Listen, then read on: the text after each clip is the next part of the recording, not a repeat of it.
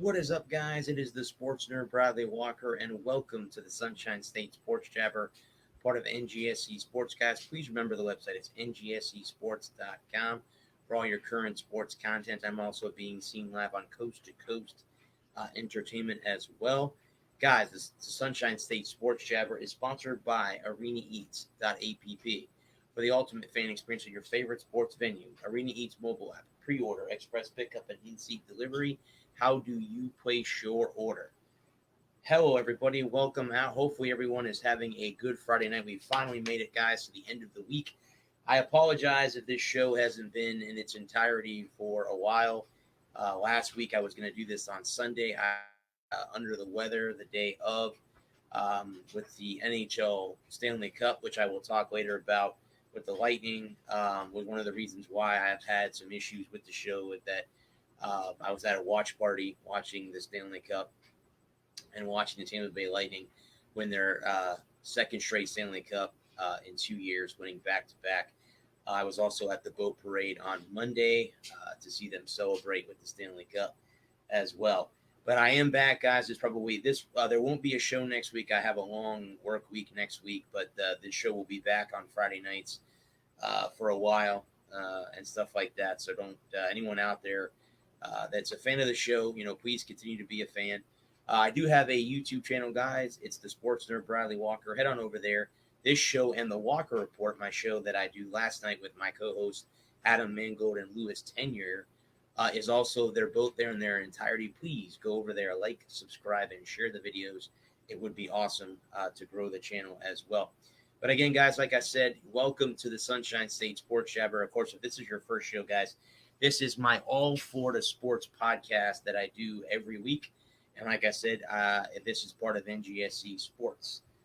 So again, head over to the website, guys. We have a lot of viewers on the website. So please head on over there. I do write articles for them as well. So head on over there. And if you want me to hear my opinion on things, head on over there. I do voice my opinion on a lot of different topics and stuff like that.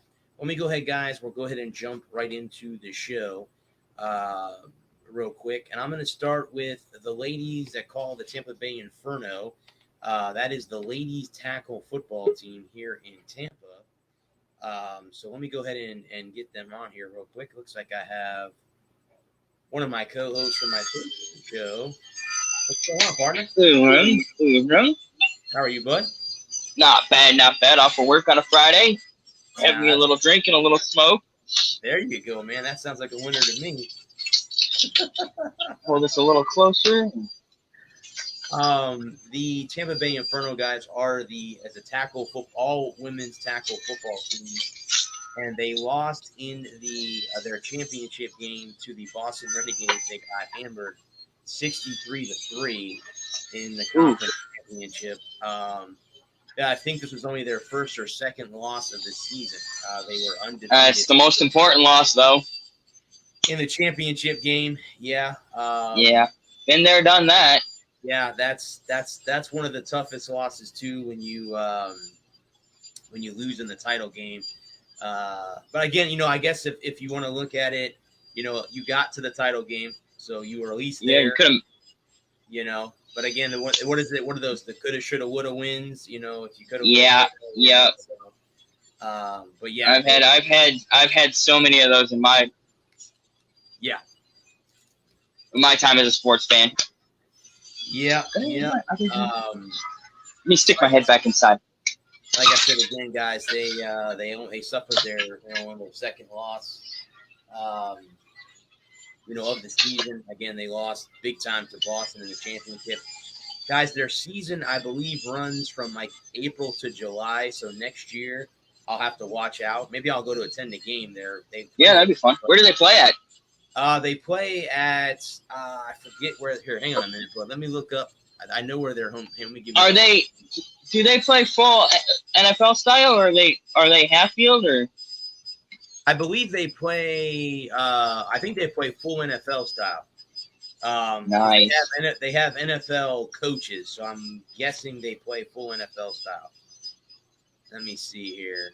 I know locally they had they had their owner on here, who's I guess they call her Madam something, and they were asking her why she called Madam, and she said I forget what her exact things. They play at Sickles High School in Tampa, Florida. If you guys are not from the area, Sickles is one of the top high school programs in the Tampa Bay area. Sickles, you have Blake. I think Blake is in the area, and I think there's two or three of them that are always kind of in the state championship or state playoffs every year from this area, from my area. Yeah. So that's what we do. But they play at Sickles High School, which I think, but if I'm not mistaken, it's probably about a 30-minute drive with traffic, maybe less than that. So I think next year I'll have to find out what their schedule are, and maybe I'll go attend a game to see what it's like to attend an all women's tackle football league, because that would be kind of cool. Maybe you can get a press pass. That would be. You should cool apply. also. You should just apply for one. I mean, one of those things where they're looking for exposure. Yeah. I'm sure you probably get one pretty easy. I mean, I probably bet you they probably wouldn't have. I probably wouldn't have any problem getting one. Because they probably don't have a lot of press media there. Right. So, yeah, I'll definitely. But thank you for letting me know that. I think I'll check into that next year. Yeah, well, do it now. I mean, I'll have to do it. I'll go on the website. Go on their website and, strike while the iron's hot. We're thinking about it, because if you say, let's say you waited until January of next year, and they had all of their press people already all filled up, yeah, you kick yourself for not doing it now. Right. Well, everybody's gone off, and okay. Hold on. All right, we have breaking news. Oh wow, okay, I like that move. Eiserman's out here wheeling and dealing already. Yeah, I saw. He's been over for the Islanders, right? Is that the trade you're talking about? Was it the Islanders? Yeah. Yeah, I saw the trade earlier. Break. Yep. I just got the notification from ESPN like 30 seconds ago. Sorry, I didn't mean to go off the script here, but yeah, I definitely will go on their website, see if I can get in touch with their communications person. And yeah, definitely shoot somebody an email. Yeah, see if I can get or even give their press representative shoot them an email or a call so you can get somebody's number. Yeah, I will definitely check in with that. So now I don't talk a lot about basketball, especially now that at least the Miami Heat and Orlando Magic are done. But there has been Jay Crowder and Jimmy Butler have had a heated borderline. I thought Jay Crowder was playing for the Phoenix Suns. Yeah, he is. Okay. Did they have a war of words? Yeah, it says Jimmy Butler has become infamous for trash talking and pushing his teammates. Last season, he pushed Jamie Crowder. Okay, so I guess the whole talk is maybe possibly trading Jimmy Butler from Miami. I can't fathom why they would do that, but they'd have to get a serious haul. I mean, here was a team that was a year ago in the NBA Finals in the bubble and Disney playing the Lakers. So right, I can't imagine. Again, just like we were talking about, I don't think it was last night. I think it was the week before about the Milwaukee Bucks firing their head coach. Yeah, that was 2 weeks ago. That's ridiculous. That would make no damn sense since the guys got them to the playoffs and winning records. They're with it. Yeah. When they were 2 wins away. Right. They're 2 wins away from winning a title now. Exactly. Yep. Everybody was ready to push the panic button after game 2. Yeah. Yep. And now it's tied up. Like I said last night, it's series ain't over until you win 2 games. Yep. Or until you lose at home. I'm sorry. So yeah, I misspoke. Quick basketball question or thought I had: if LeBron is still playing in LA, the reason I brought up is Miami and Orlando are both. Miami had an off year. Yeah. We'll see what happens next year, but Orlando stinks. Let's not mince words here. They're in a rebuild. That's a rebuild team. Yeah. And Bronny is going to be available in I think 2 years. I believe so. I think it's contract. And I think whoever's got the number 1 pick it will be able to change ransom for Bronny from the Lakers. I mean, I did see something, but speaking of that, I did see something along the lines that he wanted to stay in LA. Mm-hmm. His career as a Laker, but again, you never know when that time comes. Mm-hmm. He's already played in Miami. He won what, 2 championships in Miami? Won a title in LA, won a title in Cleveland. Yeah. He's got what? Has he got 4 rings? Yeah. Okay. So he's still too shy of he's still 2 behind Jordan. 2 behind Jordan. Okay, that's what I thought. Yeah, I think Jordan had 6. All 6 with the Bulls. Yep, 6-0. In 2, 3 so I mean, that would be insane if somehow he ended up in Orlando, which I don't think that's going to happen. But say he did. No, but what I'm saying is that Orlando would be able to get a king's ransom for the number 1 pick if they have it in a couple of years. True. No, I agree with you. I agree. Whoever has the number 1 pick when Bronny is available, it would be able to get a king's ransom for him. Oh yeah, absolutely. Yeah, no doubt. Yeah, no doubt. If Bronny is a top pick, I don't know where he's going to be in 2 years. I don't know if he's going to be a lottery pick or not. We'll have to see. Right. He may not want to play with his dad.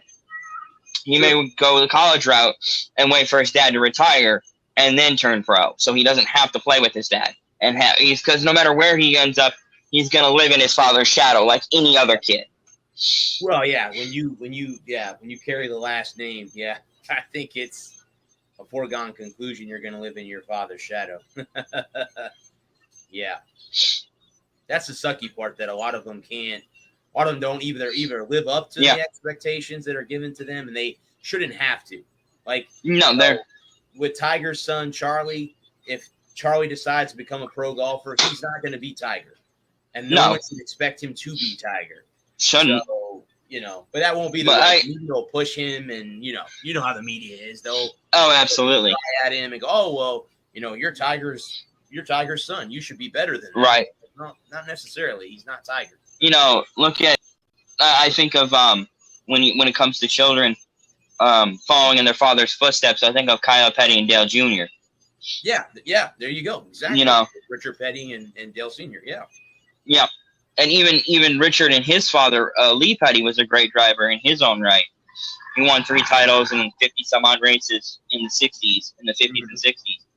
And, and I feel bad for athletes, the children of great athletes, because they have such an unfair there's so much expectation that's put on them when they come out that it's almost impossible for them to get it.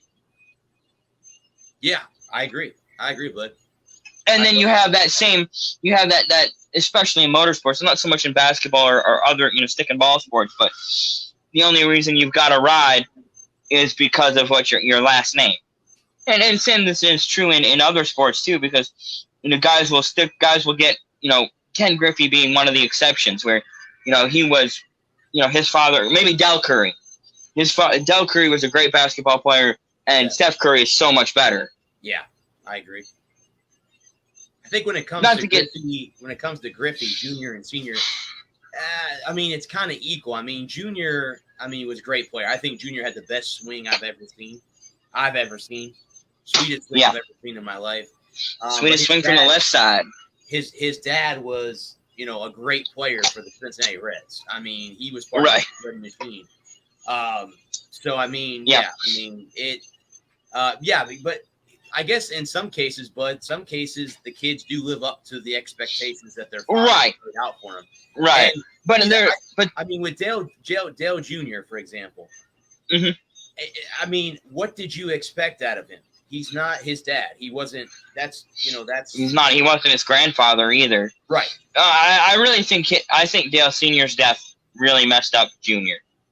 Okay. Honestly, I think. Well, if you look at from '99 to 2001, he had a handful of wins.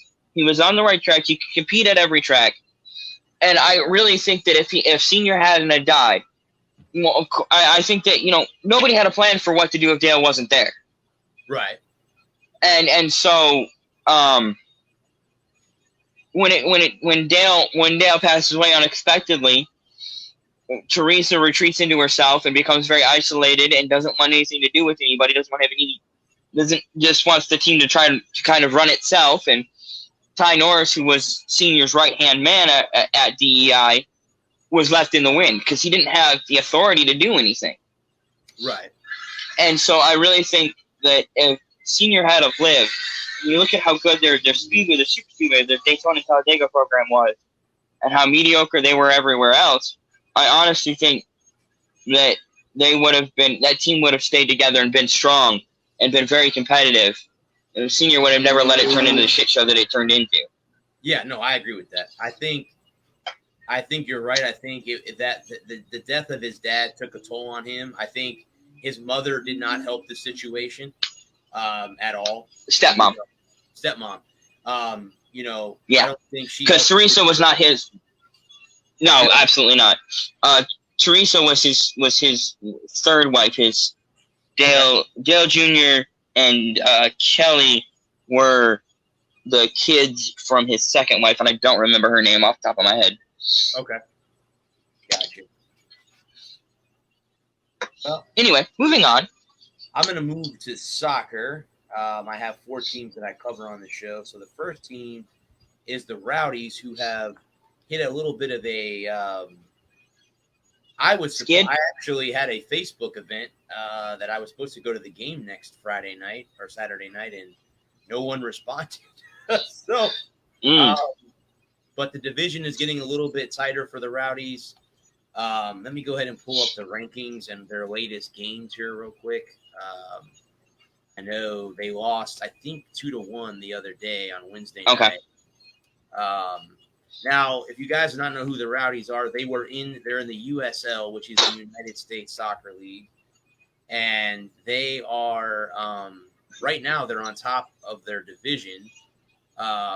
They were in the championship game last year, but again, because of COVID, they were unable to play. Right now, they have played 12 matches. They are 8-0-4. So they have no draws, 8 wins, 4 losses. They've scored 17 goals, only given up 9 with a +8 goal differential. They have a 3-point lead right now over the Pittsburgh Riverhounds and a 4-point lead over the Hartford Athletic, who they just lost to recently the other day. They have a game tomorrow against Miami FC. Actually, Hartford beat them 1-0 on Tuesday. But they have a match tomorrow night at 7:30 against Miami FC. I was planning on going to the Charlotte Independent game. I still might go. Or I'm sorry, I still might go. Might as well. 4th, I still might go to the game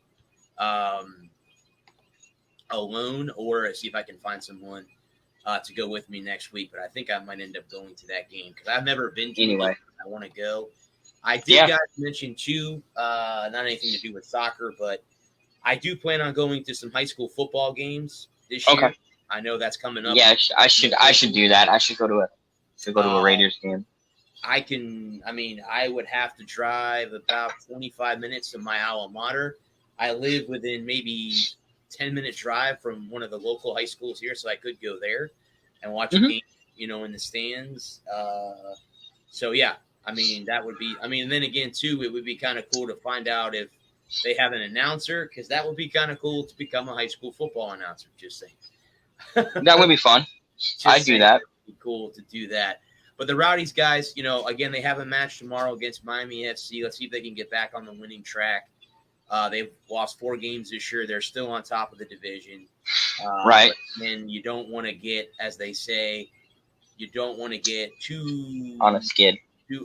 Not too much on a skid, because if you get on a skid, it's not good. And you could be right back in the title game, and maybe they'll play the game this year if there's no COVID issues. There's no COVID issues. They'll be able to play the championship this year. Let me jump, guys, to Major League Soccer. I'll start down in Miami. Inter Miami is actually who the club is behind me. They are owned by Beckham. That is who they're owned by. But there have been some things that have come up with possibly the team being sold There are a lot of people in at the MLS that are not happy with the way ownership is dealing with their. This team was fined, I want to say $2 million earlier this season for violating Yes. something. So again, not a very good look if you're a No. MLS team or an owner. Not the greatest look you want to have to be fined, the biggest fine in MLS history for the league itself. Just with everything else, when just like with if anybody in the Premier League too, if like I know the team that the the team that the Glazers own, Yeah. they want them sold because they're an American. They're not English, so that's an English team. They want an English owner, somebody from England, the country, not English speaking. They want somebody from England to own them, or somebody Right. overseas, not someone that's American. That's just how strict they are with Premier League, with Premier League stuff. But yes, and Manchester United is the team I'm thinking of. Now they're Okay. I couldn't Inter remember Miami which one it is was. looking to break their 5-game skid against New York, the New York Red Bulls. Saturday at 7 p.m. in New Jersey. Again, they're the underdog in this game. They're at a plus 344. The draw is a plus 257, and the over under is 2.5 goals. So we'll have to see if that ends up being that way. But I know they are trying via The Athletic, which is a newspaper. If you guys do not know what The Athletic is, it's one of those sports newspapers out there that is kind of starting to gain a little bit of popularity. I just signed up for a free account. So anyway, this was the article I was reading about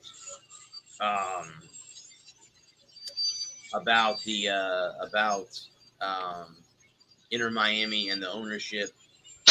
With their guys, if you see me turn my head, I'm watching the Red Sox Yankees game on MLB. I gotcha. So if you see me turn, Who's winning? The Red Sox are up 3-0 in the bottom of the 7th inning. Okay. The Yankees have been flat. I'll be talking about the Rays a little bit later, but they're a little flat right now.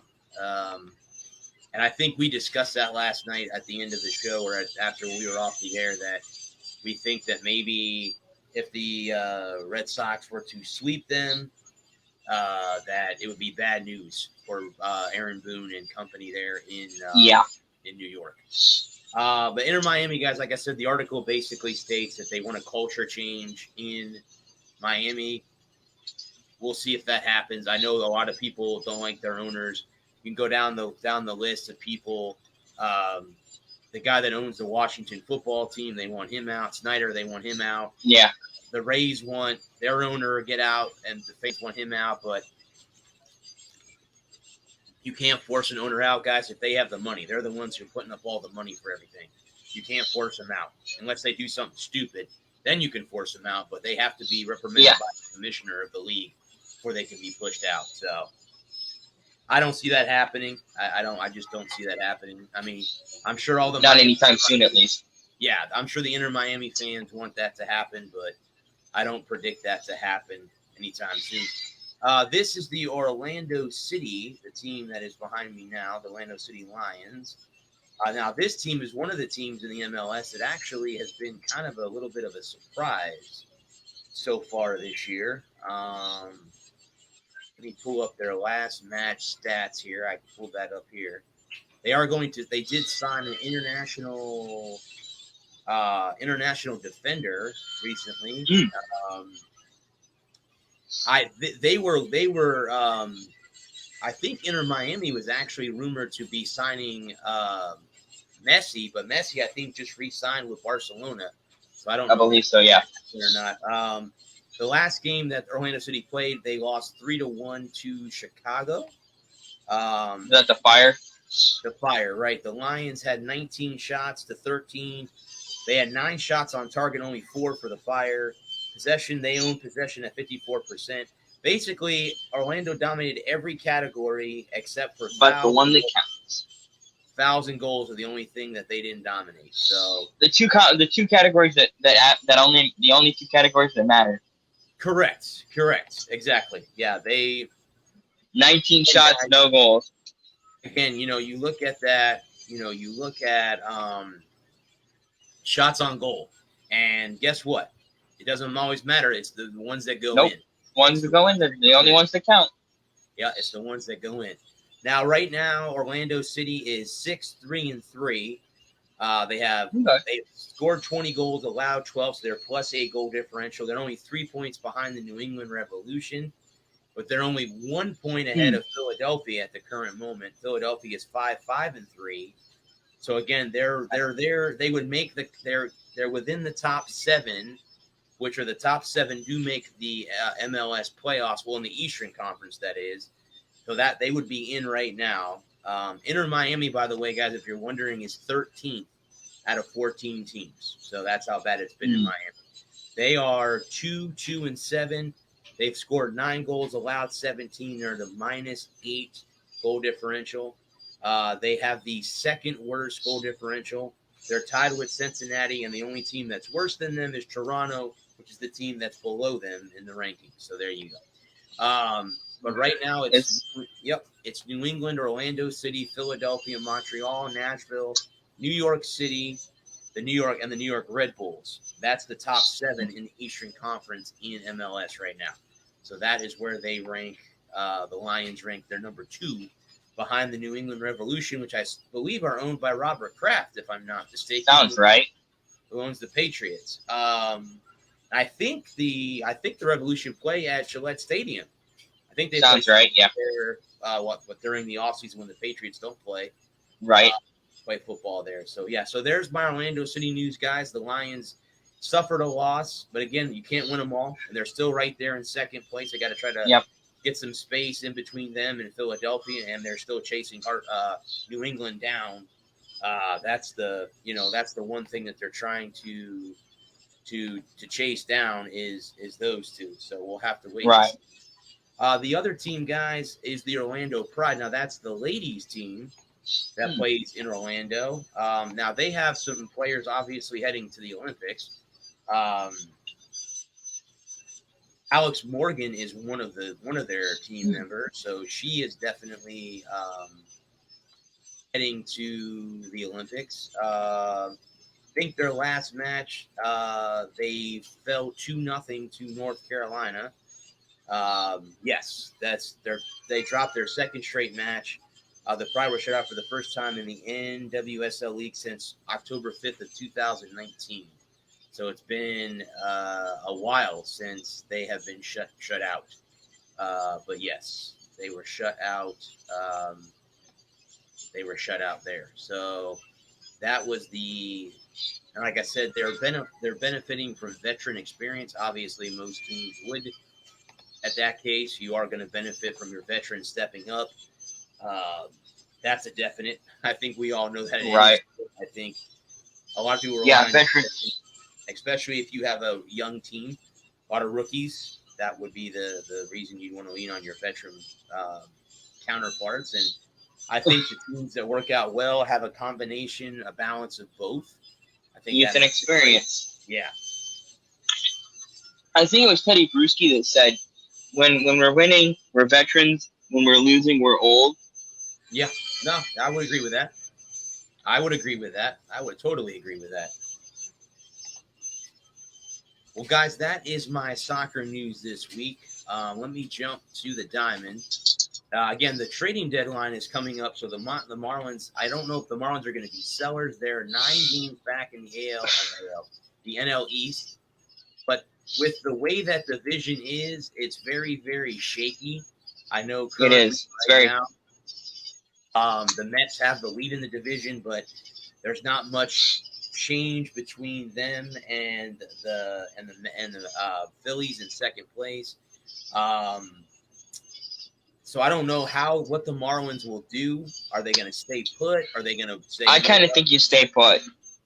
Well, the good thing about Miami, what I heard on the local here radio when they were talking about the Rays, is the Marlins have like 5 young pitchers And I don't think they're going to trade him away because I think Miami's building for what they call the future. I know a lot of fans don't like to be called, oh, we're preparing for the future. We're not preparing for the present, you know. So, yeah, it's sometimes those words are sour in your mouth. They have to say, oh, well, this team is preparing for the future, not so much the present. But this team, I think, is about a year away, maybe 2 years away from being a contender again. And again, every time that they've been in the World Series, the 2 World Series titles that they've won, they've blown up the team the next year. Now, this team won in 97 and won in 2003. Again, it's been a long time. I know 2003 seems an eternity ago. That was 18 years ago. But they have won 2 World Series, but both times that they've blown it up after the team has won the World Series. But I believe that Jeter and them have they have the right mindset down there right now for them to get this team back on track. Don Mattingly's a good manager. He won Manager of the Year last year in the National League. Yeah, he is. So I think he's the right man. I don't think I think Miami was to let him go. I think that's a big mistake. They re-signed him.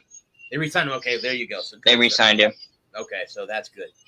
Good that he got his, that he'll be the manager for the foreseeable future. I don't know how you would let him go with as young as a team as the Marlins have currently. I don't know. No. Want to let him go. I mean, if you're, I don't see that happening. Especially if you're building, if you're building for the future, if you're looking 3 years from now.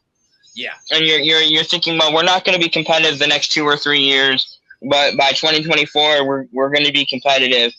You just kind of maintain the status quo. Absolutely. I would, yeah. And like I said, guys, I have heard, I've read a lot of articles for the writers that write about the Marlins. I don't get a chance to listen to Miami Sports Radio where obviously the Marlins play. But I read a lot of stuff about them and they, there's Lewis. I think this team is basically, again, there might not be this year, but next year or the year after, this team will be contending for the NL East and possibly, an NL pennant, to say the least. This team could definitely be right there, I think, in the next few years. Could have been a contender. Could have been a contender. Could have been a contender. That's right.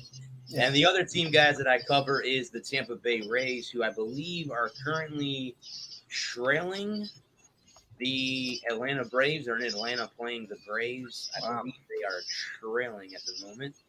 Let me bring up MLB real quick and see if there's any score updates. Again, I think we talked about last night how stupid it is that MLB has how MLB has one game coming out of the All-Star break. I think they need to that is pretty dumb. To have one game out. The Marlins are actually up 7-0 in the bottom of the 6th inning over the Phillies. So there you go. Okay, so the Marlins are up 7-0, and the Braves are up 5-4 in the top of the 7th over the Rays right as we speak. So and you said they're in Atlanta, so the Rays are batting? The Rays are up right now with 2 outs. Yep, they're up right now with 2 outs right as we speak. Now, the thing about what I can think of why the Rays, they're in second place behind the Boston Red Sox in the AL East. I think the thing with them, and I mean, again, if anyone out there wants to disagree with me, they can. The one thing that the Rays have been unable to do since last year when they were in the World Series, they have issues with hitting with runners in scoring position.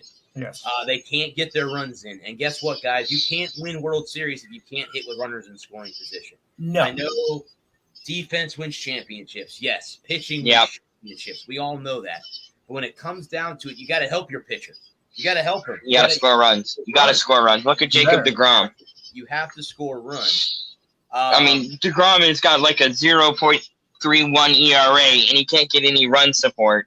Yeah. He goes out there and throws 7 innings every night, and they lose 2-1 every night. Yeah. And that's you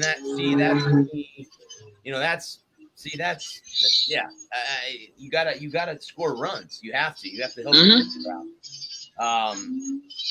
So Now And the Rays are probably going to get starting pitching. They are a contender. They're going to be a buyer, not a seller at the deadline. yeah, I would think so. We all know that. So they're going to have to look for an arm. I don't know who's out there because I know I don't know who's available. Yeah. Guys, hypothetical situation here on local radio is they want Max Scherzer. I don't think that's going to work. I don't think the Rays can afford his contract. I don't know what kind of salary cap they'd have to move because the Rays are, I think, one of their second to bottom payroll in the entire Major League Baseball. I know Oakland's down there, so there's a lot of they'd have money then if they have the second lowest payroll. They have the second lowest payroll out there. I don't know what again. So they would have no problem. Yeah, I don't know, but they'll have to give up a lot to get him. That's going to be the issue. Is how much of the I don't know. I don't know if is it worth it? I don't because it's not Mad Max is. I think he's either 34 or 35. He's in his mid 30s. Yeah. So his time is running out. Correct. Do you really want to give up two young prospects or three? No, I wouldn't do that. I would. And have to eat all of his salary. Yeah, I would. Honestly, if you're saying I think you look for a bat. Yeah. That's something like that. There. Honestly, I think I would go after a left-handed stick. Yeah. What about? I don't know if the Yankees would ever do this because with being a divisional opponent. But if they can't, if they're 12 or 10 or 12 games out at July 31st, did you see them sending Aaron Judge down to Tampa?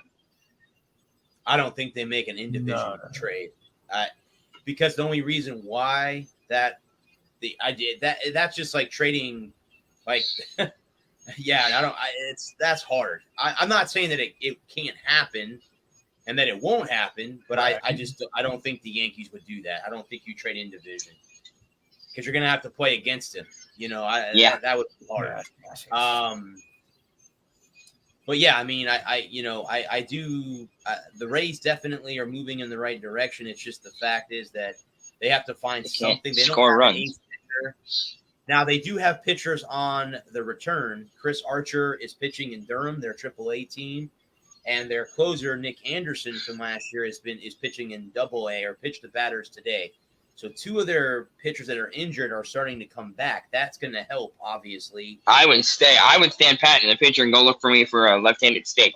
They can hit with runners in scoring position.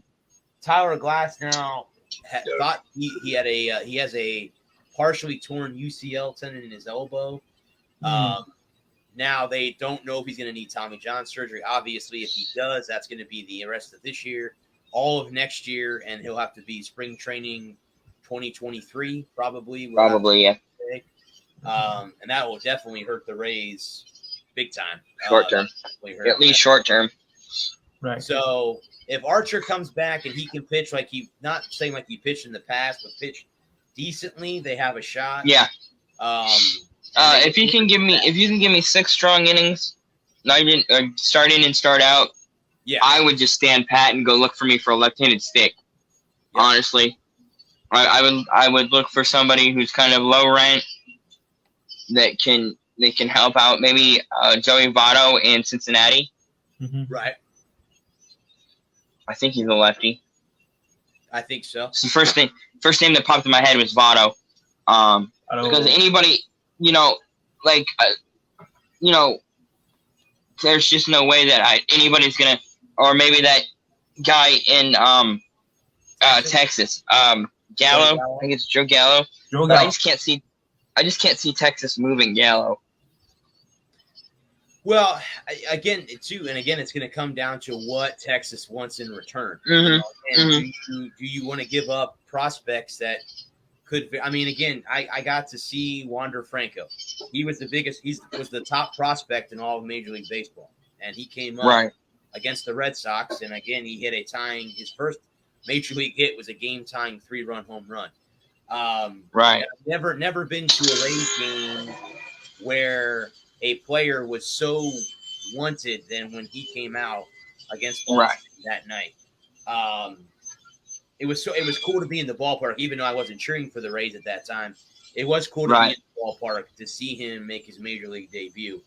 But speaking of that, guys, go ahead. I don't know. I'm so hesitant to make a move. Right. Because, team chemistry and, if it ain't broke, don't fix it. Right. You still need the wild card. You're 3 or 4 games back of Boston. Boston can go on a slide and, have a September collapse and you win the division. I just don't know, especially if you're going to get Archer and your closer back. I kind of just think you stay pat. Unless somebody blows you away, somebody blows the doors off and you can't say no. Stay pat. Yeah, I would agree with that. I'd be fielding calls, but I wouldn't be champing at the bit to get somebody. Right. Correct. Right. I'm listening to the offers, but you're gonna have to throw something. You're gonna have to blow my mind for me to want to really take a shot. Correct. That's where I'm at. If I'm management in Tampa Bay, I mean, speaking of, they're down 4-0. JD Martinez just hit a home run. 4-0 Boston. Yeah. But I would agree. I think the Rays, they're gonna try to get an arm, or they'll make one minor twerk at the deadline. They're not gonna give a whole haul. They're not gonna trade away a lot of players. No, they're not gonna trade. I just can't see. I just can't see you blowing up the farm system for a maybe. Right. Exactly. No, why would you do that?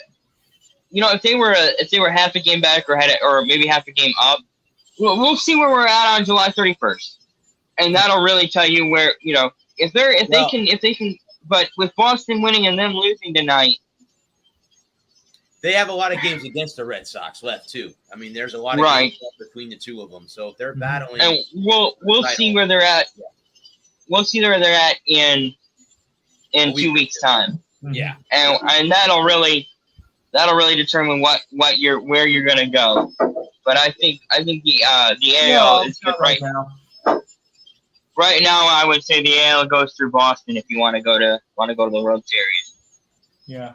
Speaking of that, the Rays are doing their Salute to Service program, which they give away free tickets to. Very nice. To active duty and retired military. Military veterans, teachers, and first responders are all eligible to receive 2 complimentary tickets for a select regular season home game and discounted tickets for others. So they have instituted that program again to try to get the fans to come to Tropicana Field. And absolutely, all those guys deserve that. Active military veterans, teachers especially in this state, get abused a lot. They don't get paid as much as they should get paid. Right. And obviously, our first responders, too, deserve the chance to go to a game for free. So yeah, absolutely. Cool. Especially after everything they've had to deal with for the last year and a half. Exactly. Yep. Yeah. It makes me glad I didn't become a doctor or a nurse.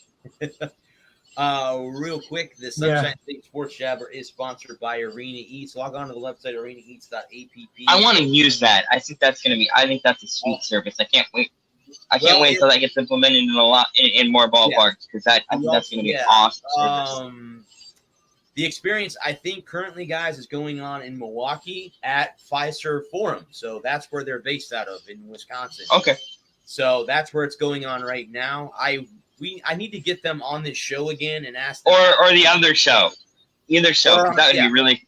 On Thursday night, we can have them come on. So let me get with Ralph Garcia and find out if I can get them to come on and ask them what the update is, if they're going to be moving down here or going in Jersey, in Tennessee, finding out where they're going to go, where they're going to be next. But again, guys, you can have. You can download the app. You can pre-order express pickup or in-seat delivery. So, again, it keeps you from waiting in line at your favorite sports venue. So you can stay with the action. You don't have to go and leave your seat. I think, honestly, if it works, the way that, like Uber Eats or DoorDash or any of the other, if it's half as good as those, it's going to be awesome. Yeah. Like, I mean, could you, imagine you get to your seats midway through the first period. Let's just take a hockey game because that's the sport that I love the most. Halfway through the first period, you're hungry. It's like, I want a nachos and a beer. So you put all your information in, and instead of having to stand in line behind 20 people waiting for them all to get nachos and a beer, you just put your information in, and the representative goes down there, shows them your order. They go, okay, here's your thing, and away you go. Correct. And you don't have to get up. And hopefully it'll eliminate a lot of congestion on the concourse. Yeah. I think what's going to end up happening is they're on the verge of basically updating your experience at a game. They're gonna update. It's gonna be awesome. You don't have to leave your seat, which is the fine. 21st century. Right. Exactly. The 21st century sports that it may help bring people back to the ballpark or to the arena. I agree. I would. One of my biggest complaints is having to wait. I mean, like let's say you decide to wait until the end of the first period. Mm-hmm. Yeah. Well, you and 15,000 of your closest friends all decided to wait until the end of the first period too. That's true. Right. Or I think about it's funny that just a personal anecdote and it's adjacent, but I was thinking about when the Red Wings played the infamous brawl in '97 against Colorado. Yes. Mickey had gone downstairs. He was getting ready for first intermission, and they were gonna talk to players and all that. And the crowd just erupted.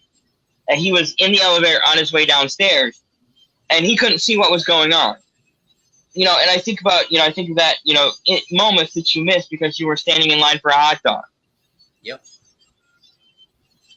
Yeah, like I said, hopefully the arena. I think. Well, I just think it's a wonderful idea. I think all the food that I've bought off DoorDash over the last year and a half, I don't feel like getting out of bed to go get food on a Saturday morning. I just get on the app and order breakfast, and it's delivered to the house. Boom, bam, done. Yep.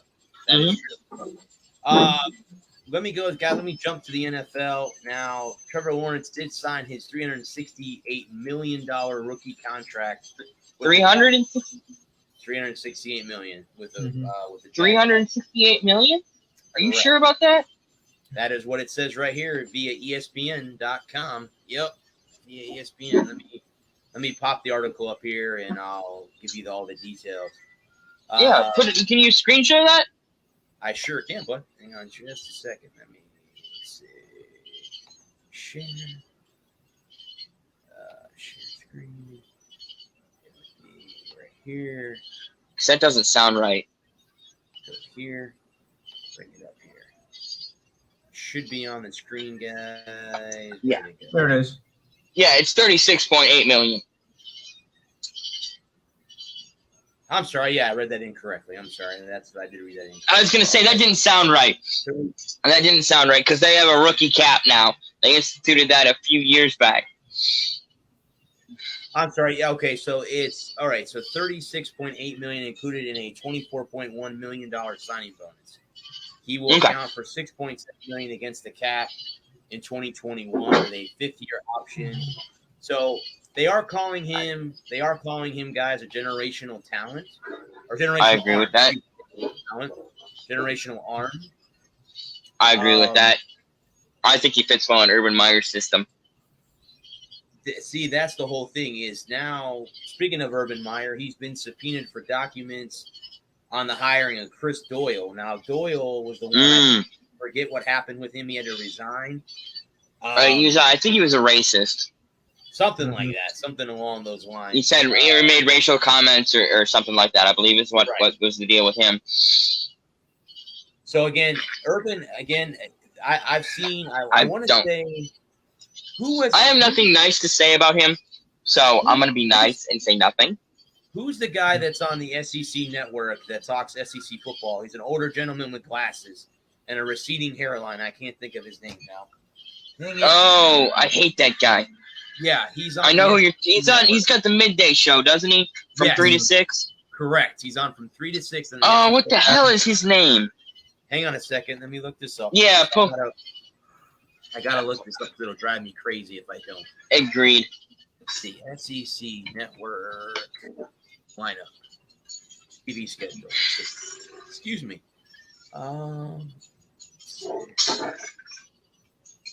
TV schedule. Let's see what it is. See, it's going to give me. All right, hang on a minute. Let me go back to yesterday. Will give me the schedule from yesterday. Now I see. I can see his stupid face in my brain, but I can't remember his stupid name. Yeah, he's on ESPN College Football too. Yeah. I can't think of his name now off the top of my head. Okay, hang on a minute. Let me see if it'll pop up here. It's not Corso, it's the other one. Yeah, no, it's not Corso. It's the guy that's always hating. Yes. What's that? Corso. I like Lee Corso. I like that whole. I've never liked Lee Corso.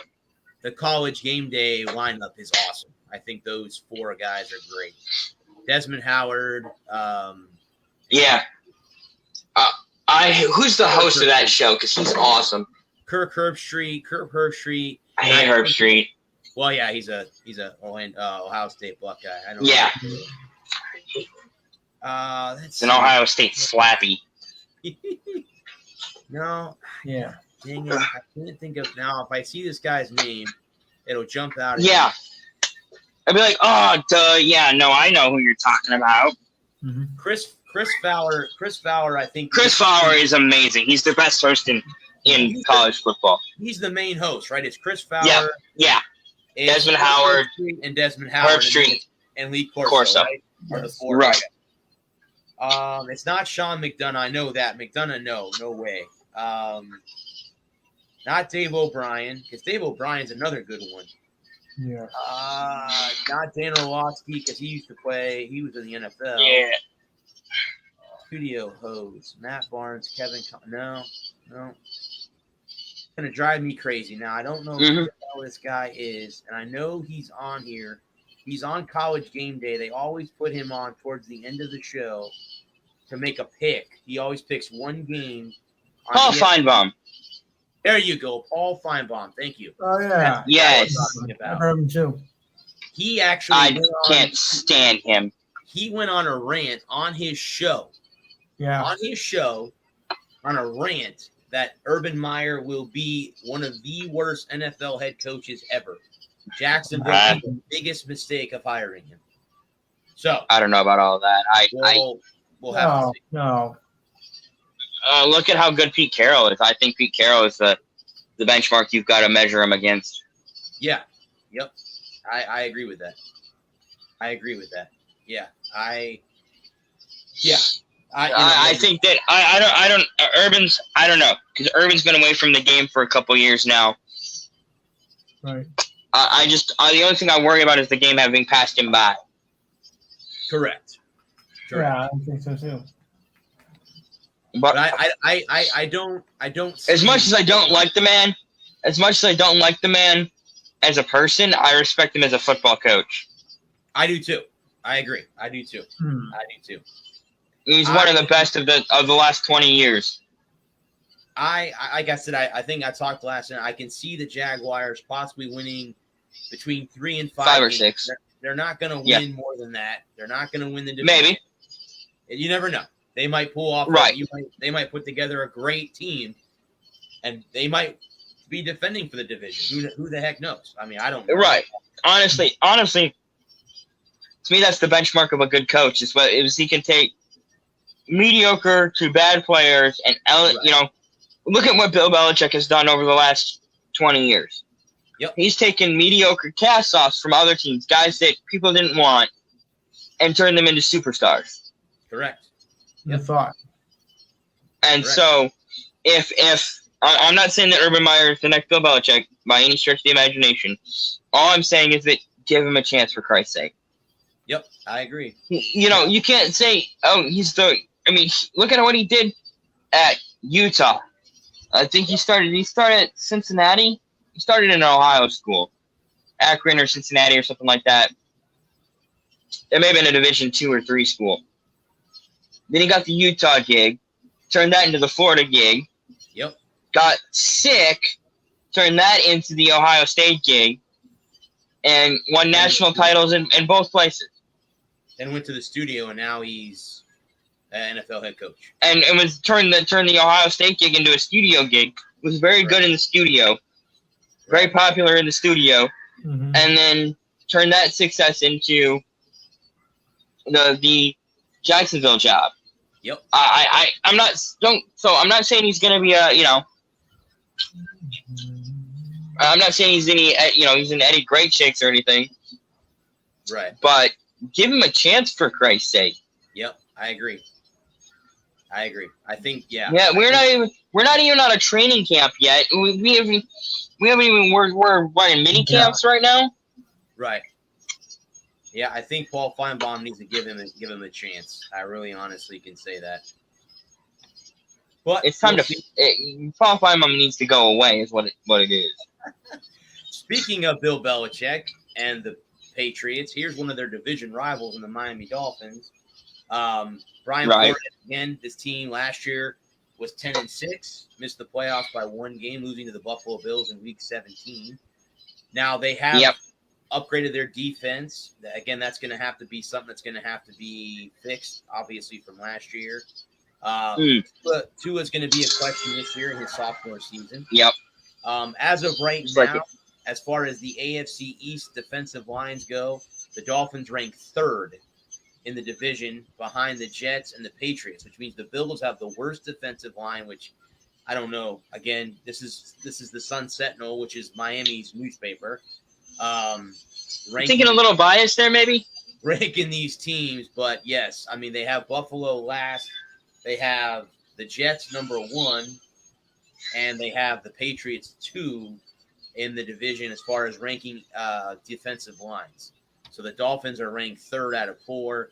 They got Buffalo, which is a team that eliminated the Dolphins last year in the We made a run to the AFC Championship game, so correct. Yeah, I don't know about all that. So, So again, the Dolphins, obviously, the defense will have to improve. Tua is going to be an interesting mark. We're in training camp right now, so we'll see. Honestly, I think Tua is going to be fun.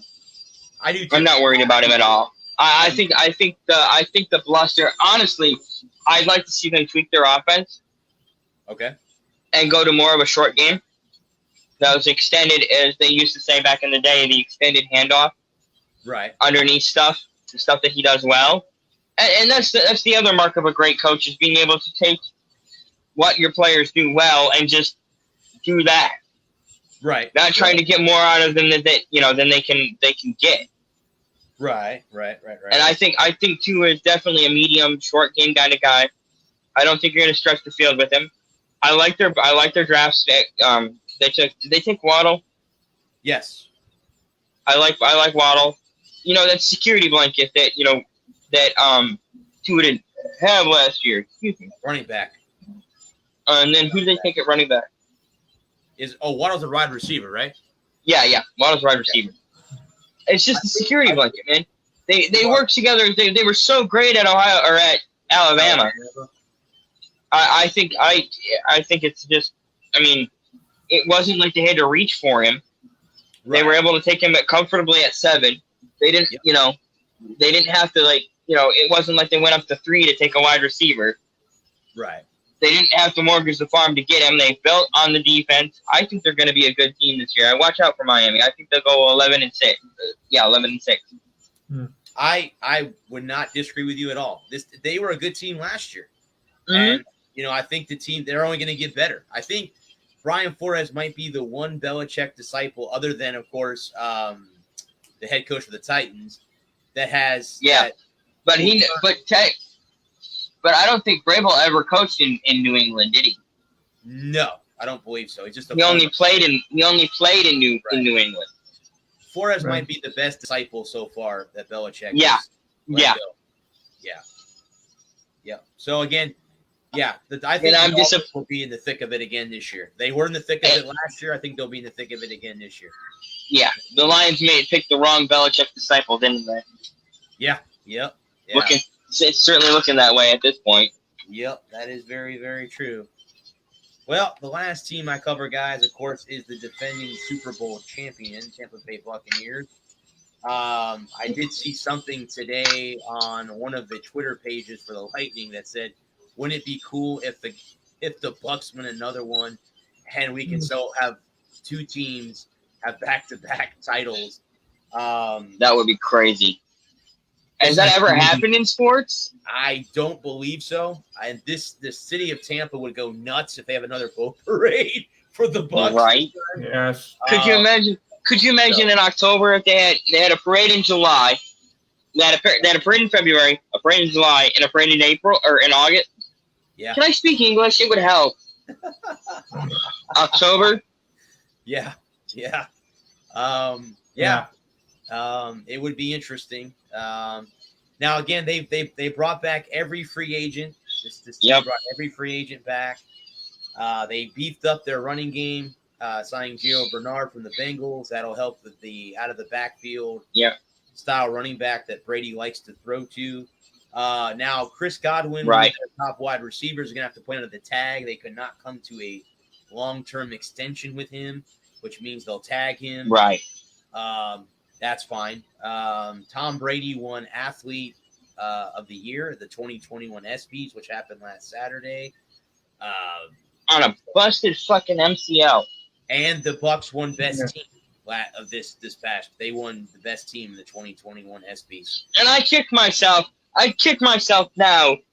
Back in August of last year, August of 2020, I did, like I was showing you when you were on my show the last time, I was showing you that that site that allows you to pick every single game all year and then predict the Super Bowl winner. I did that in August of 2020, and I had the Bucks winning it all, and I didn't say anything. Because I was like, nah, there's no way in hell. Nah. How cool is it that they're the first team ever to host a Super Bowl and then win the damn thing? I know, right? Yeah. I was so hoping Minnesota, was that 2 years ago? It's 2019, yeah. So that would have been after the 2018 season. I was hoping Minnesota would host the Super Bowl. Yeah. But well, they'll be inducting Monty Kiffin, their former defensive coordinator, into the Ring of Honor sometime this season. He needs to go in the Hall of Fame as a defensive. He needs to go in the NFL Hall of Fame as a defensive coordinator. I believe he's already in as a player, but he needs to go. Yeah, I agree with you on that. Monty was the he's the one. God. He didn't create the Tampa 2. He just perfected it. There you go. Exactly. He perfected it with that defense with Warren Sapp, Derek Brooks, Rondé Barber, John Lynch, just to name Nightmare defense. Simeon Rice. John. Yep. You can go down. Rich Gannon still has nightmares of that game. Yeah, he does. Rich Gannon doesn't look under his bed for the boogeyman. He looks under his bed for Simeon Rice. Yeah. Right. Or Derek Rich Gannon doesn't check under his bed for the boogeyman. He checks under his bed for Simeon Rice. Yeah. And White. Is his name Rondell White? You'll have there'll be 4 coaches now in the Hall of Fame.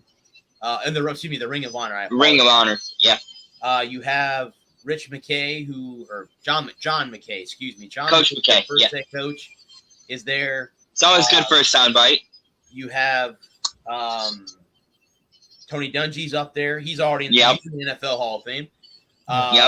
You have John Gruden, who was the coach that coached the Bucks to their first Super Bowl win. Correct. Officially say the first Super Bowl win because they are coming off the second championship in franchise history. And now Monty Kiffin will be the 4th coach to be inducted into their Ring of Honor. That's awesome. Do you know what game that's going to be? Let me see, but if they announce what game. I'll take a picture because when I go to the USF games, hopefully if I get credentials this year, I'll take a picture of it and I'll send it to you guys, or I'll bring it up on. You can always. You bring it up on Thursday show. I'll share the picture on here and I'll show you what it looks like. I'm just wondering what game they're going to induct him in because they're playing New England in New England this year, aren't they? Mm-hmm. Correct. They're on the road. Yeah, they're on the road this year. Because that would have been a fun game to induct him in. Well, yeah, I mean, it definitely would be. I I mean, I don't. They don't play. I don't know. If they play the Raiders. But do they do that? Do they do it the first game of the year against Dallas? Give everybody the ring and put Monty in the Ring of Honor, and That's a possibility. that would be cool against Dallas. He'll be the 14th person inducted into the Ring of Honor. So let me see. So Derek Brooks, Warren Sapp, John Lynch. John Lynch. Himself, spending a day. Yep. Yep. I'll go ahead and go. I told you that McKay's in there. Yeah. Ryan's in there, and Dungy's in there. Right. So those three are there. You got Right. Brooks, Lynch, Rondé Barber, who should be in the Hall of Fame. Okay. Yes. Hell yes, he should be. Absolutely. He's trying to see that he's not. He should be in the Hall of Fame. Absolutely. You have Warren Sapp. I'm trying to think. Right. Sapp. Who I want to say like Paul Gruber was one of their offensive linemen when they Mike Allstott. Mike Allstott is in there. Ben Yes. Murphy, evidently a defensive guy himself, spending. Allstott definitely is in their Ring of Honor. Mhm. It doesn't He was a specify beast. when exactly they're going to put him in the Hall of Fame or put him in the Ring of Honor. I mean, Right. I know Same that difference. it was supposed to happen last year. It was supposed to happen in 2020, but because of COVID, they didn't have any fans. Most of the games they didn't have. Right. To rephrase that. Right. They want to do it now with a sold-out crowd at Raymond James. Yeah, packed house. Game. It could be the Dallas game. Let's look at the Bucs schedule real quick and try to guess what game they might induct him into the Ring of Honor. If they play the Raiders at home, that would be the game I think they might put him in. Right. Because I don't think they play Oakland. Because of them beating them in the Super Bowl, I would think. Right. Again, I could be wrong on that, but let's see. Let's go with their schedule as follows. They're home against the Cowboys. They're home against the Falcons. So there's two games right there.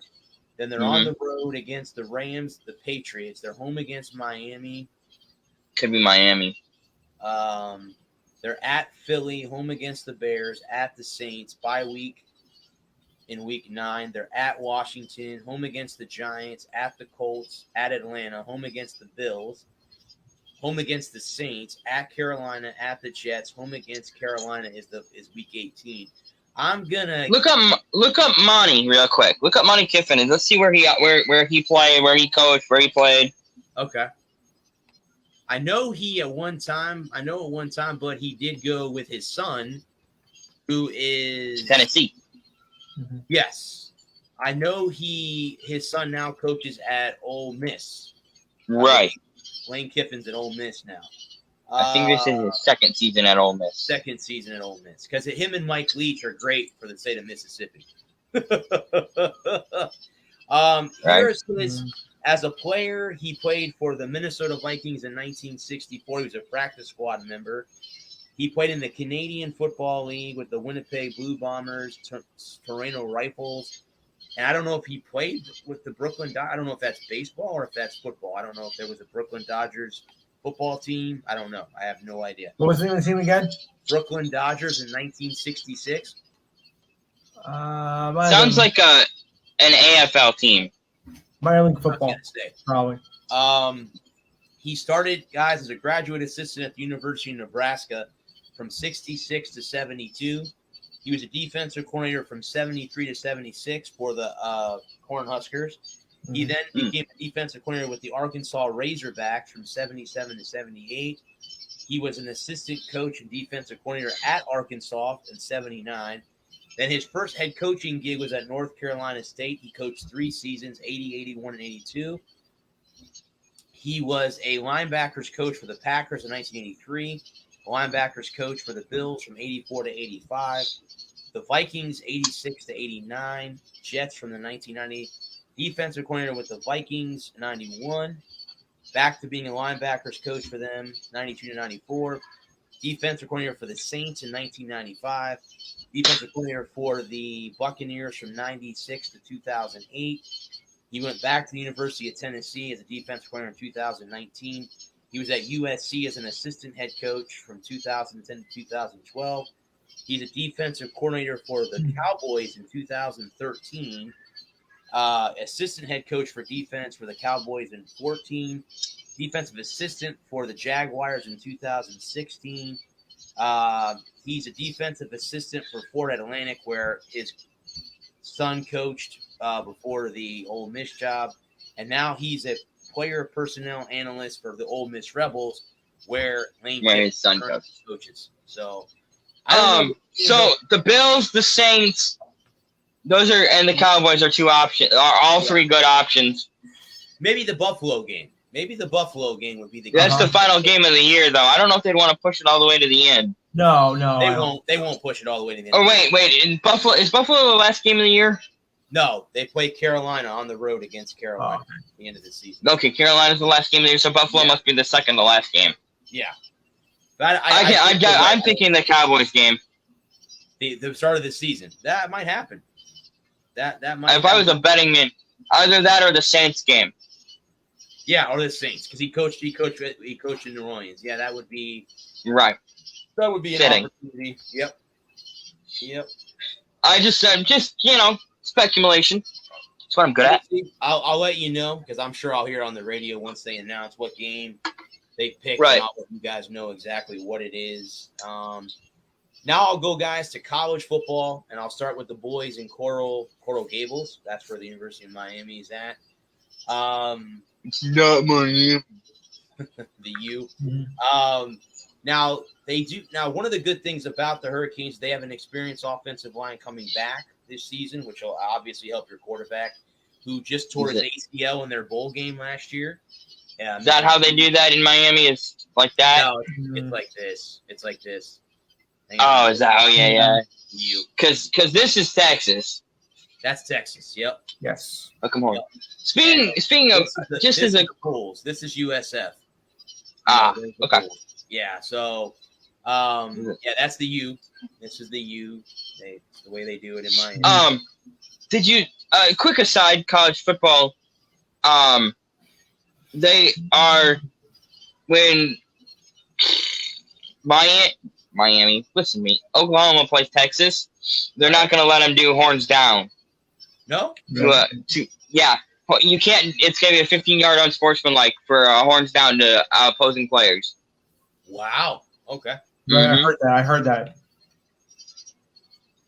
Wow, that's interesting. I didn't know that they Right. were that strict. And I recall Horns that. down. Horns down. Because if they turn and look at the crowd and they go horns down, that's allowed. But if you turn and look at a player and you do horns down, that's a penalty. That's disrespect. Mm-hmm. Well, we have a final in the Red Sox Yankees game. 4-0. 4-0. Yep. Uh, 4 runs on 5 hits, 1 error for the Red Sox. 0 runs on 3 hits, 1 error for the Yankees. Do you need a drink, Lou? Here's one for you. no. But I mean, Miami Sorry. again. This is a team that, again, just like with the Jaguars, I think are about 2 years away. In the state of Florida, how I look at it, minus UCF and USF, the wheel You got the big three. of college football rolls the big 3. So Yep. the Gators have had their run. The Noles have had their run. Miami's due for their run. It's time for the U to be back to being Yep. the premier team Yep. in the state of Florida. And I know all my Gator fans and Noles fans are going to hate me for saying that, but, it's going to happen. Manny Diaz is a great It's head coach. cyclical. I think it's going to happen. It's happened before. In the 80s Yep. with Jimmy Johnson, the team was dominating. Miami Mm-hmm. was the premier football A powerhouse. in the 80s. And in the early 90s, they had their goes with Florida State with the wide left, wide right. Oh, God. Those are always the big games on ESPN. Yeah. Miami against FSU. Yep. And a lot of FSU fans, I asked them, the question is, do you hate Miami more or do you hate Florida more? Sometimes Miami. they hate Miami. They hate Yeah. Miami more Yeah. than they hate Florida because Miami's a conference opponent. So Right. it's a little bit, it's a little bit different. when you have a conference opponent, you have to go up, Right. play every year. But Florida It's plays, not- see, Miami doesn't play Florida every year, but I think that's starting going to be, it's down the road from becoming that again, that they're going to play each other. The three of them are going to play against each other. So every year. Every year. So we'll see how that Yeah, all that'd be good. Be good for college football. Mhm. Well, and then you can have like a Florida Cup at that point. You could have the big three play against each other, Yep. To see who takes the cup home for the state of Florida. And Right. then, of course, you're going to have, the Knights go say, hey, what about us? Well, Well, what about you? interesting news about them and here in a few minutes. Now, All right. Mhm. this is the boys that call Tallahassee home. This is another team that's on the up.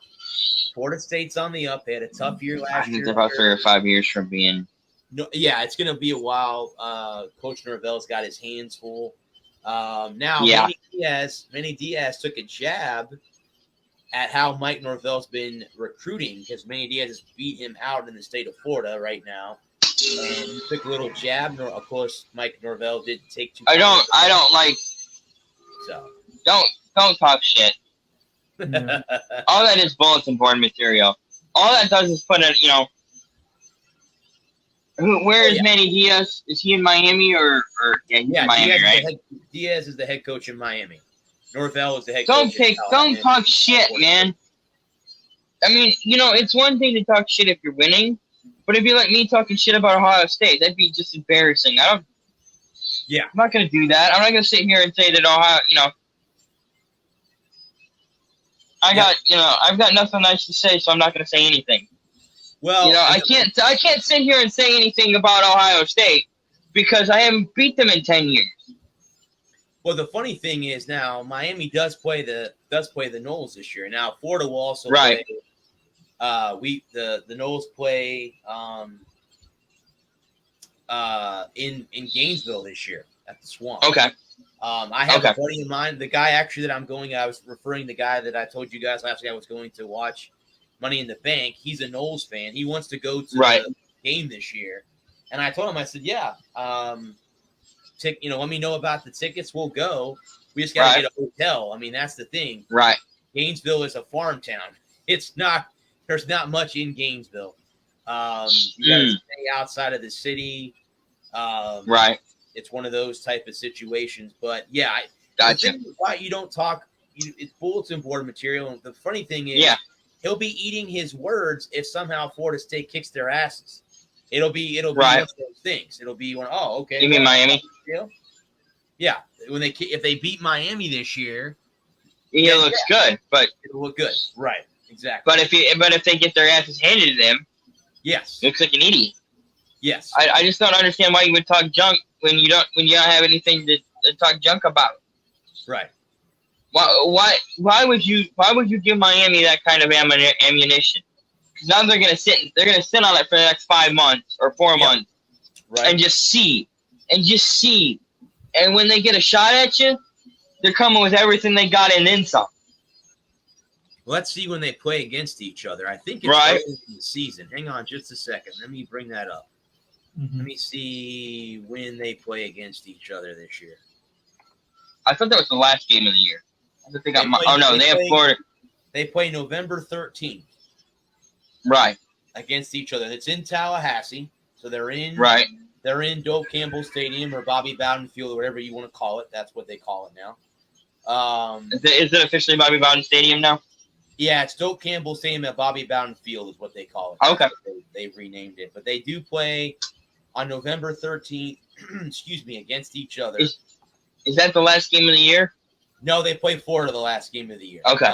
It's the second. So we're looking to this is 4 months from now.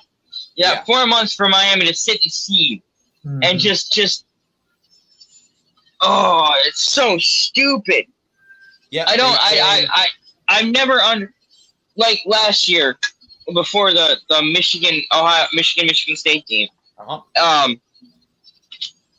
My Facebook page was just my Facebook groups were just laughing at Michigan State, and we lost. I'm like, will you shut the hell up? Yeah. Shut the hell up! All you're doing is just embarrassing me. Yeah. I'm like, Michigan State had like 7 turnovers. Like, they're not going to turn the ball over 7 times in 2 weeks. Right. And then we go and lose to Michigan State, a bad Michigan State team. And what do you expect? Yeah. I just don't Well, get it. Again, like you said, what's going to happen is if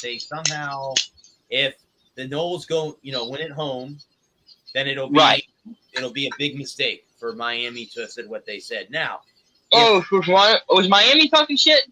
Miami was talking shit. Yes. Okay, I'm sorry, I had it backwards. Yeah, well then, yeah, I stand by what I've said, but I mean to correct myself. I thought it was Florida State talking shit. No, Miami, shut the hell up. Miami. Yeah, it's Miami. Manny Diaz, Especially the head coach, taking a jab at how recruiting is going for Florida State. That was what he was. Okay. I'm sorry. I thought it was the other way around. My bad. No, just shut the hell up. Shut the hell up. What do you guys that have, Florida State's been a pretty miserable team for the last couple of years. They have been. They've been on the down. And they have been. And talking junk, especially in the media and in the presses, is just the dumbest shit you can do. Right. Yeah, I totally agree. And I mean, again, you have to watch because, again, like you said, it'll be bulletin board material now for the next 4 months until they. Mm-hmm. So for Miami to just sit and see. Yeah. Sit and see. Yeah. Yep, correct. Well, the Florida Gators. And then you got them, and there's nothing Miami wants to do more than go into Tallahassee and go into Doak Campbell Stadium and kick the ever-loving shit. Of course they do. Out of the Noles. Absolutely. Ever They did loving that. I mean, they did that. okay. They did that last year. So Right. Did it a year ago. And then in division. Right. Yeah. Not only is it in division, but it's in state. Right. Yes. It's an in-state thing. So yeah, in the conference, and you're in the same state. Yes, correct. Brilliant. So the last of the big 3 teams is the Florida Gators. Again, we all know they lost a lot in the draft with Kyle Trask from the Bucks. And Kyle Pitts going to the Falcons. Yeah. But they have. So who's gonna go ahead? Have they named a starter yet? Emory Jones. Is he any good? I don't know the name. Well, Emory Jones is a dual threat quarterback. He can run. He can run better than Trask. Who can he throw to though? Yes, he can throw to. He's a. But who is he going to throw to? Sorry, well, you got Jacob Copeland. There's still some good wide receivers that the Gators have. Now, the Gator game between them and USF was supposed to kick off at noon. It's been moved back to 1 o'clock. It's a 1 o'clock kick now. They moved the game back. Why is that? Yeah, why is that? I do not know the whole scenario on why it was moved back. I think I have an article about USF on why they moved the game back an hour. Okay.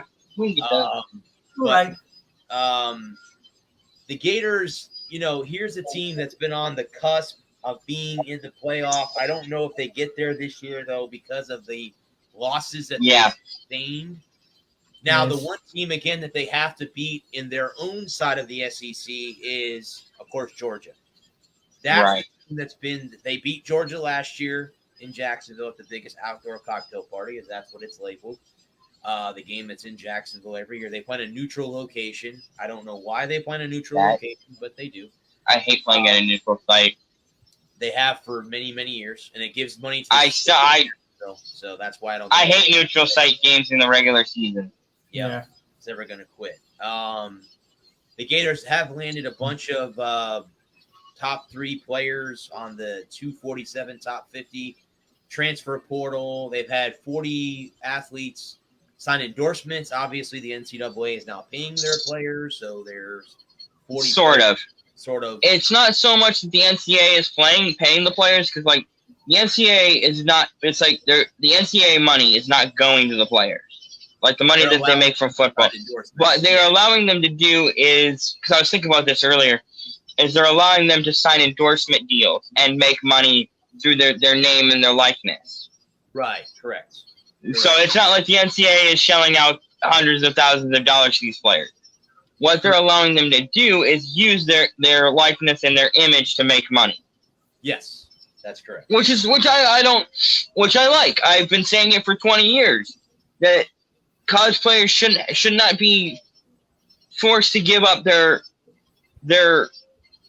like if it was if they were in any other academic program, and say they were just a chemical engineer at Florida or any other school, and they were great, a whiz with computers, and they wanted to build a website for somebody. They could get paid on that. Yeah. There's no rule against it. But if a football player is a whiz at computers and wants to get paid for making websites, well, you can't get paid because you're a student athlete, and it's amateur athletics. Yep. Like that kid, it's been 15 years or 20 years now. There was a kid at Iowa who hit a hole-in-one and won $1 million, but he couldn't accept the prize because he played offensive line for the Iowa Hawkeyes. Yep. Yep.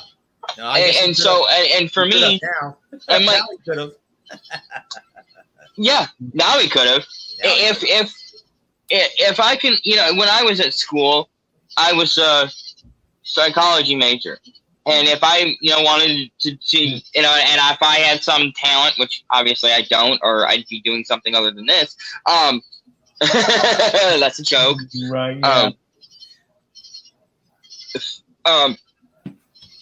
Yeah. If I wanted to sell my likeness, yeah, if I had, I could have done that. I could have been a model on the side to pay for college or whatever. Right. But if I had decided to go into the baseball program and I was making money on the side that wasn't approved by the NCAA, I'd have to quit my job. Right. It's stupid. It is. Yep, I agree. Well, and the other thing that I saw is I forget what conferences, but one conference is allowing players to sign agents. Yeah, I forget which conference that is. But yeah, I saw that. Honestly, I think they should assign a financial manager to them when they get to school. Yep, I agree. And then that way you have these kids who are 18, 19, 20 years old who are getting huge checks. I mean, there's the quarterback in Miami, whose name is escaping me at this point. Eric King. He signed a $20,000 endorsement deal, and he's gonna get paid. True. Well, speaking of the Florida Gators, they have already now, believingly, they have signed a 2-for-1 deal with UCF. There you go.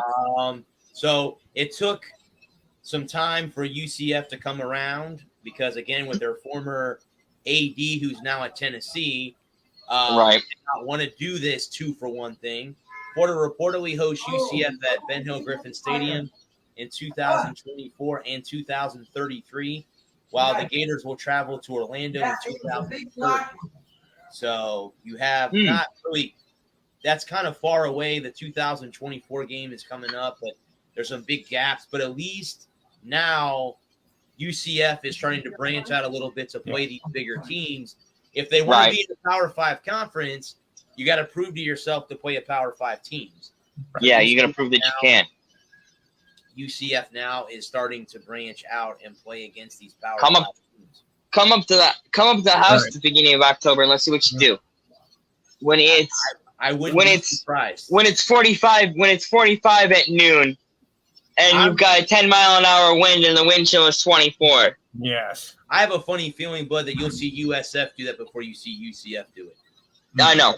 USF. I'd welcome the Bulls long before the Knights can go. Yeah. Now, speaking of that, Gus Malzahn is very optimistic that when they move to the 12-team playoff, and UCF is one of those teams that could be in there, he's optimistic that his team will make the final 12. Again, good luck. Optimistic that they will make the 12. I don't know how the committee will pick, how the college football will pick, the playoff committee will pick. I don't know either. I don't know if they're going to pick the top 12 or what. Yeah, that's a good question. Would you put let's say Notre Dame is 13 at 11-2. Mhm. Do you take a 13-0 UCF over at 8 over 11-2 Notre Dame, who's with losses to Alabama and USC? No, I don't.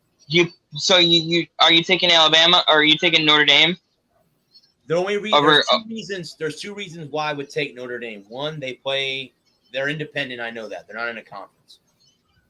They're playing Right. better competition. And number two, let's look at the financial part of it. A lot more people know Notre Dame. A lot of people watch Notre Dame football. No one Right. outside of the city of Orlando knows about UCF. So that's it. That's Right. it. The committee's going to pick a team that's going to make them more money, sell more tickets, and that's going to Yeah. be Notre Dame. On 11-2, Notre Dame gets in over a 12-0 UCF. I hate to say that, but Yeah. yes, that's just the logic. You know, you it's one of those things where you bet with your heart, not with your brain. Well, that's betting with your heart, Yeah. not with your brain. Because if you say UCF in that equation, you need to get checked because it's not going to happen. Because I know UCF has been a team the last, I would say, 6 years. They've been a great team in the AAC. They have. They've won. They've been undefeated, Right. and all that stuff. But when they play the big boys, they get beat. Yeah. So until they can beat the big guys, it's not Yeah. going to happen. They got shellacked by LSU a couple of years ago. Correct. Yes. Correct. They talked all mad shit like they should have been the national champions, but then they go and play a real team and they get beat. They claimed in 2015 they were the national champions. So I didn't realize it'd been that long. it actually says that in their stadium. They actually claimed themselves national champions in 2015. Pick one. Yeah. They did. I got 5 fingers. Pick one. Two. So the last team I cover, obviously, is the team that I'm hoping to get credentials for again this year.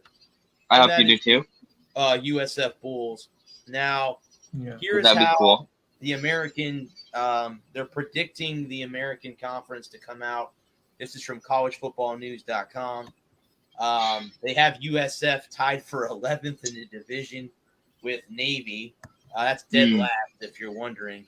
They have Cincinnati, UCF, Houston, Memphis, SMU, East Carolina, Houston, Temple, Tulane, Tulsa, Navy, and USF.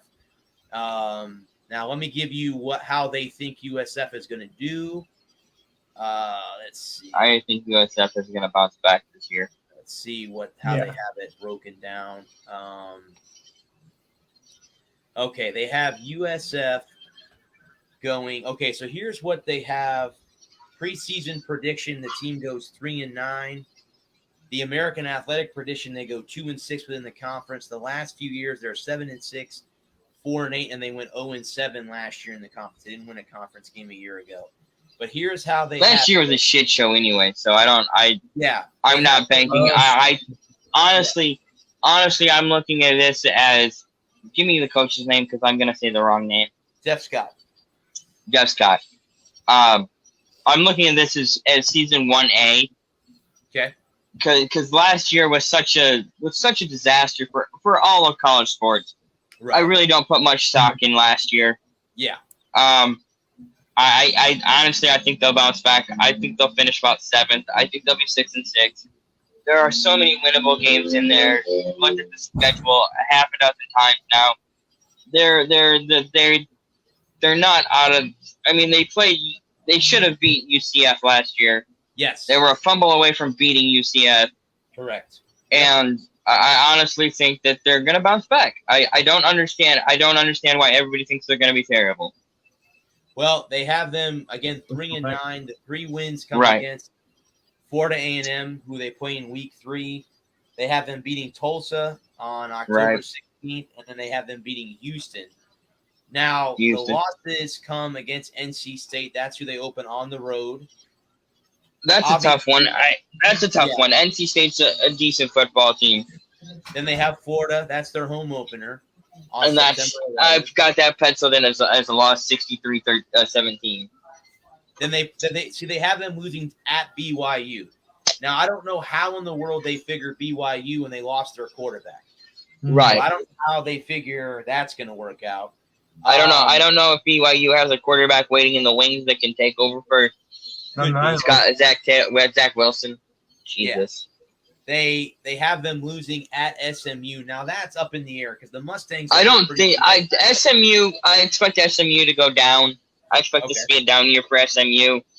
I think that's a winnable game. They have their bye week. Then they're home against Tulsa. That's a win. Right. And they have them losing to Temple, who they nearly beat a year ago, a turnover, and they would have won that football game last year.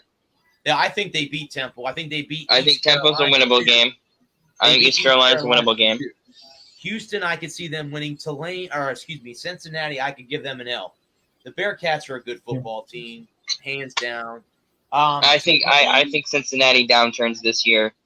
Honestly, they have them losing to the Green Wave. I think that's a winnable game. That's a winnable game, and then they have at UCF. So they're on the road in the bounce house. That's what they call that stadium, by the way. It does bounce. You're wondering, the stands do bounce. It does, and that's scary. But they embrace it, so whatever. Embrace it now. In the beginning, they thought it was really scary, but they embrace it now. But yes, Coach Scott was on. Honestly, I have them at 6-6 and making a bowl game.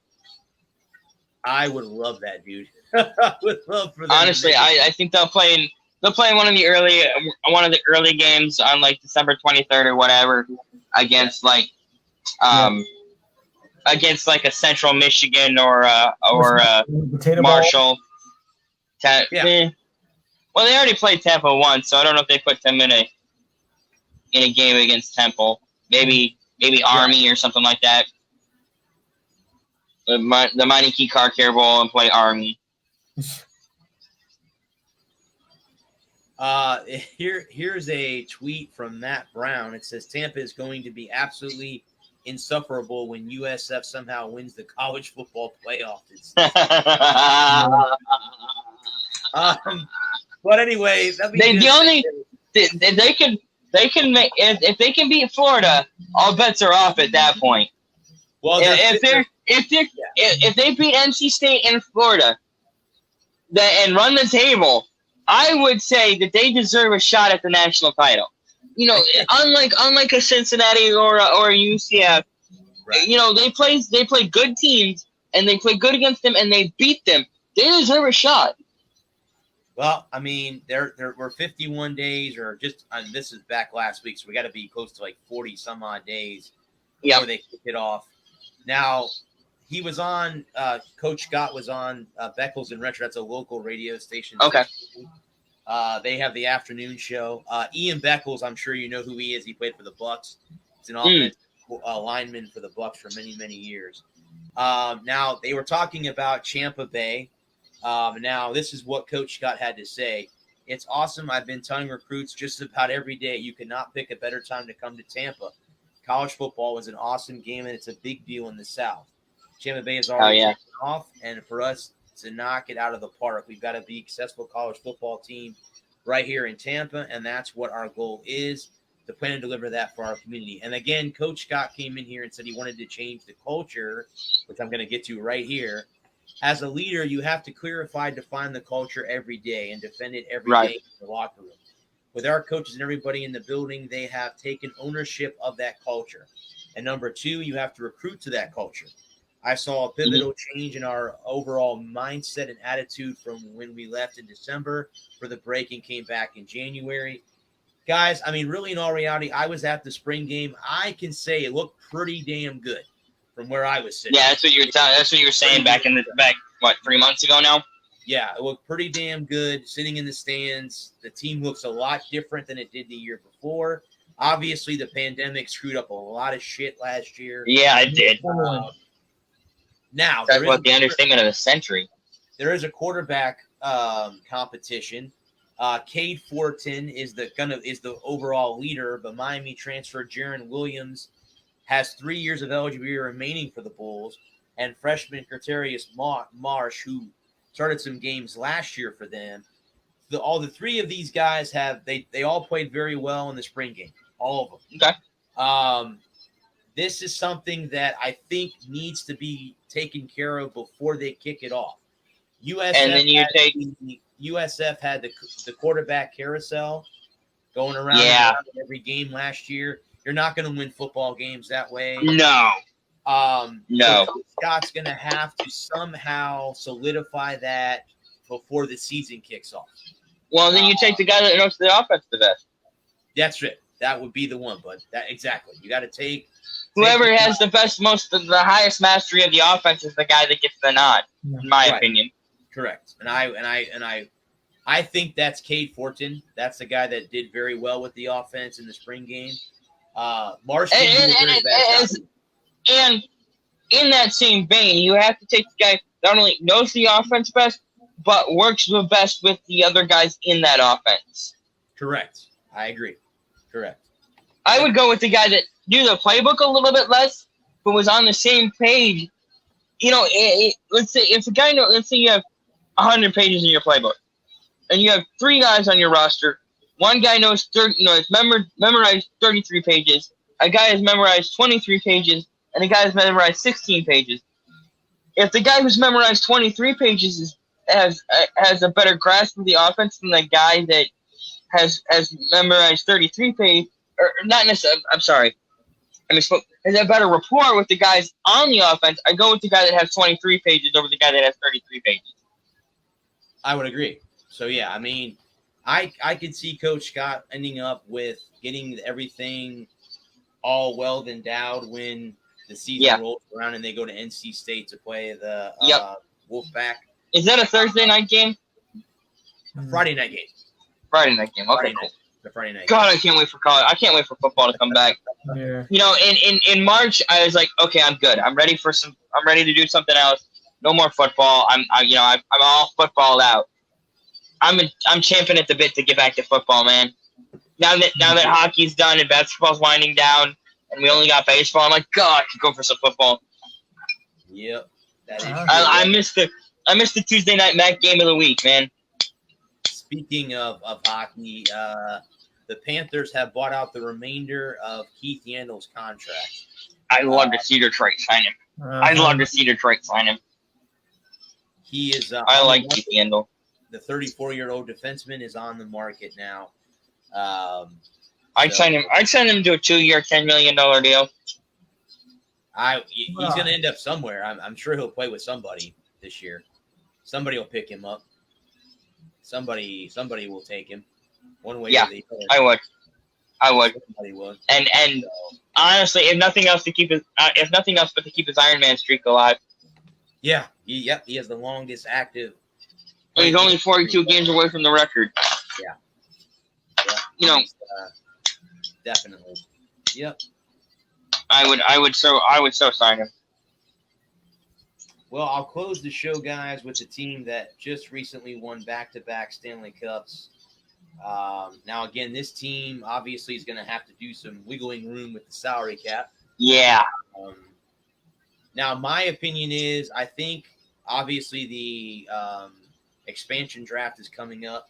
I can see the Lightning maybe maneuvering to get Tyler Johnson out of here, trading not only him, getting rid of McDonough in a package deal to take him too. Would you leave one of them unprotected? I think they're both going to be unprotected, to be honest with you. I think if you're going to protect defensemen, the Lightning will protect Hedman, Sergachev, and they'll protect Eric Chernak, who they just signed a 2-year extension.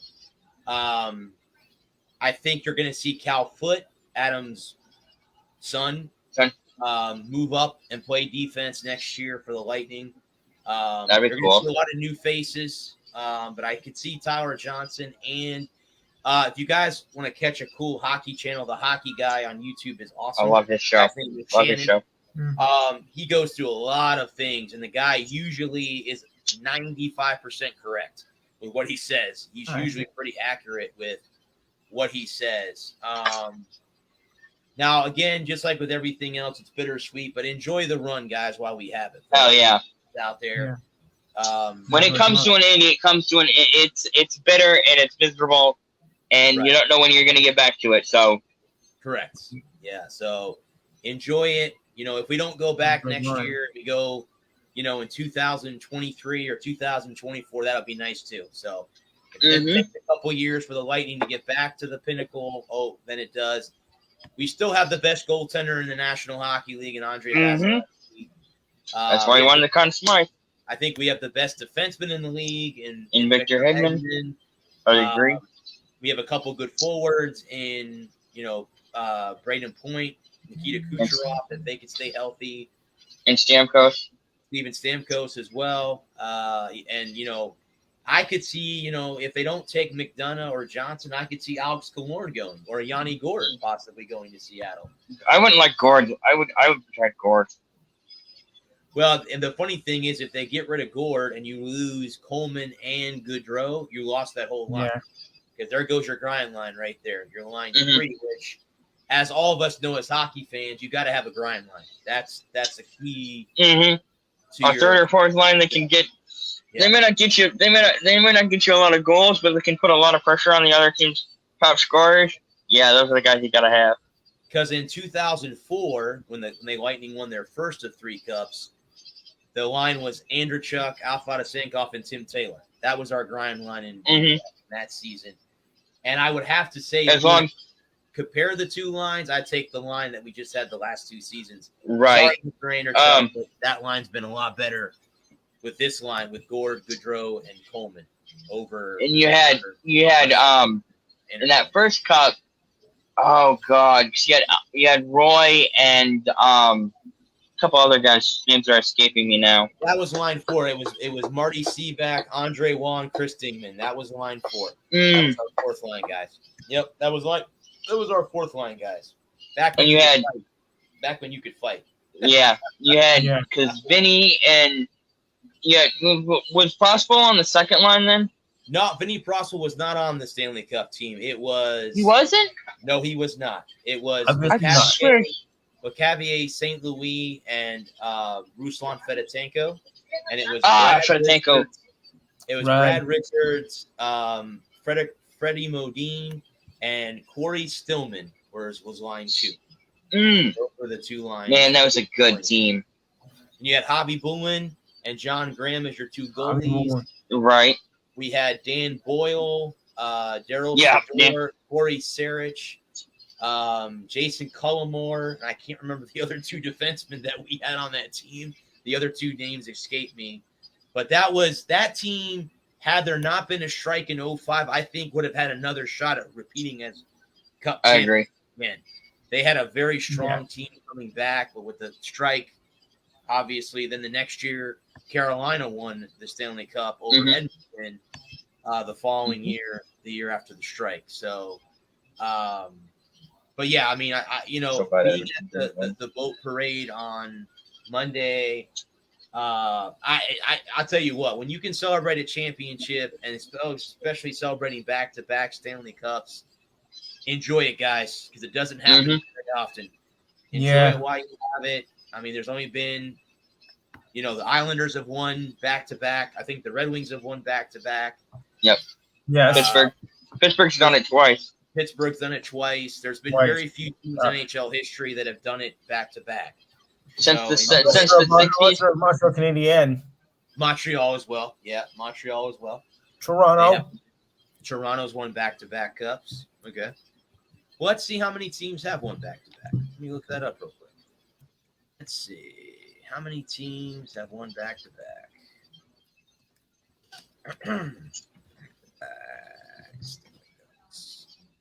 Okay, there have been. What NFL teams have won? NFL teams, Jesus. NHL teams They have what? won back-to-back Stanley Cups. Yes, NFL teams. Yeah. Here is the list of back-to-backs. You have Montreal, the New York Islanders, Toronto Maple Leafs, You got the earrings on. whoever the St. Louis Eagles are. I've never heard of them before. They secured back-to-back championships from Could be with the 19 Cardinals. 21. The Detroit Red Wings, the Flyers have won back-to-back. Edmonton won back-to-back, Pittsburgh's won back-to-back, and Tampa Bay has won back-to-back. So those are the teams that have won back-to-back Stanley Cups. It's almost impossible to three-peat. Yes. Yes. The only team that has done three-peats, there's been, let's see, obviously the Islanders have won. They won 4 in a row. Montreal, I think, won 3 in a row. There's Yeah, been a couple of times. three-peats, but yeah, it's winning 2 is hard, or winning 2 is hard. Winning 3 is even harder. Winning 3 Mhm. Yeah. straight Stanley Cups is really hard.